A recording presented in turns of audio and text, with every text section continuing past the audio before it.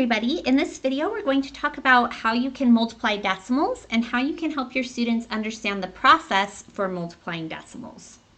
So when you're first introducing the multiplication of decimals, you could use an area model to help them conceptually understand how it's working. So this should be pretty easy for your students, especially if you have multiplied mixed numbers with an area model, because basically the idea is that we're going to take 2.4 and we're going to make a rectangle that has a side length of 2.4. So I'm going to split this last square in half and then split those into fifths to show that that's 4/10. So my 4/10 mark is right here. And then the 1.5 will be the other side of the rectangle, which will go to the halfway mark here. But I'm going to split it up into tenths anyway, because technically it's 5/10, even though that's equivalent to a half. So the area of, or the rectangle that I'm trying to find the area of, is this rectangle right here. So to find the area of that rectangle, I'm just going to extend these partitions of tenths so that they split up the entire row and column up into, or sorry, the entire column in this case, then I'll do the row for the other ones. So that splits up all the columns into tenths, and then we'll do the same thing here. So these are all split up into tenths. And notice that this bottom left or bottom right hand square is split up into hundredths. That's going to be relevant later. So if I want to multiply 2.4 times 1.5, I can split this rectangle up into 4 parts to think about it. So this first part, this red part, is going to have an area of 2. And then the next piece right here is going to have an area of 4/10, because that space in the rectangle is 4/10, so I'll do that as 0.4. This part right here, if I have 2 groups of 5/10, that's going to be 10/10, which is also 1 whole, so I'll write it as 1.0 because it's 10/10. And then this last little part of the rectangle right here is going to be 20/100ths, because I have 4 columns of 5, and so that gives me 20 of those little squares, and there's 100 squares in this unit square altogether. So when I add all of these numbers together, the 2 plus the 1 gives me 3 wholes, and 4/10 plus 20/100ths, since 20/100ths is the same thing as 2/10, that gives me 6/10. So I'm going to have 3 and 6/10.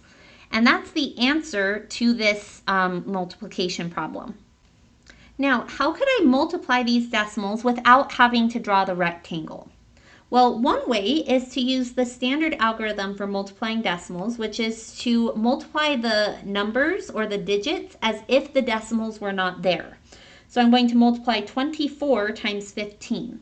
And when I do that, 5 copies of the number 4 gives me 20. And I know usually we carry the 2, but I'm going to write this in an expanded form to point out a pattern.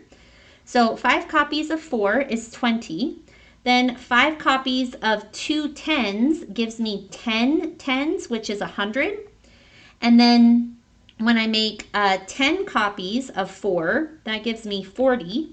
And when I make 10 copies of 2 tens, that gives me 20 tens, which is 200. And then I can add all of these numbers together and I get 0, 6, and 3.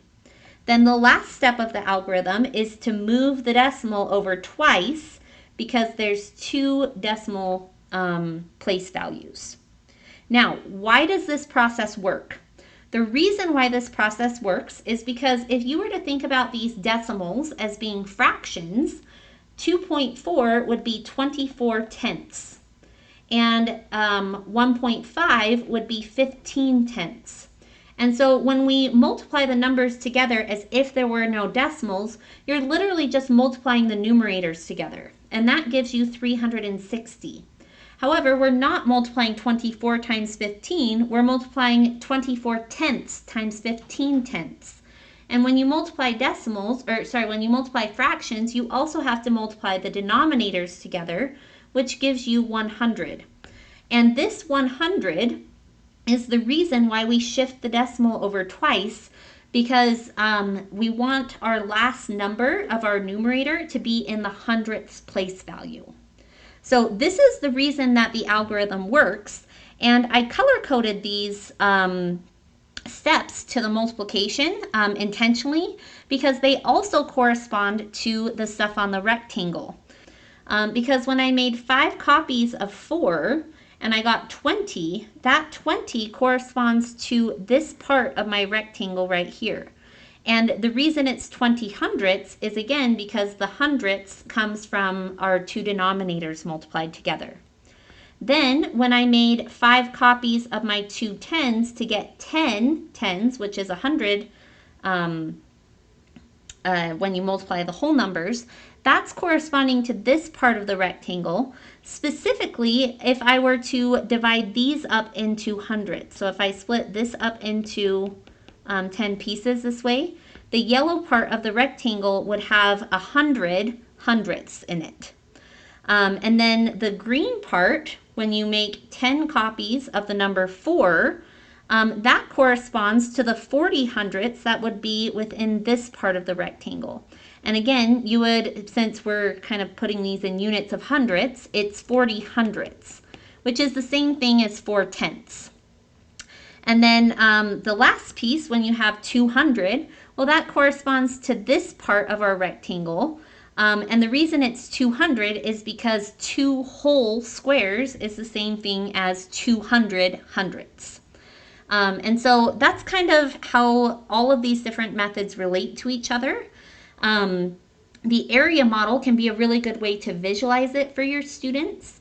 The fraction model explains why you move the decimal over a certain number of times.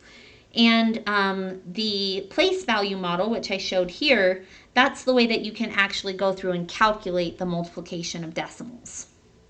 So I hope that this video was helpful for you. If you have any questions, let me know, and I hope you have a great day.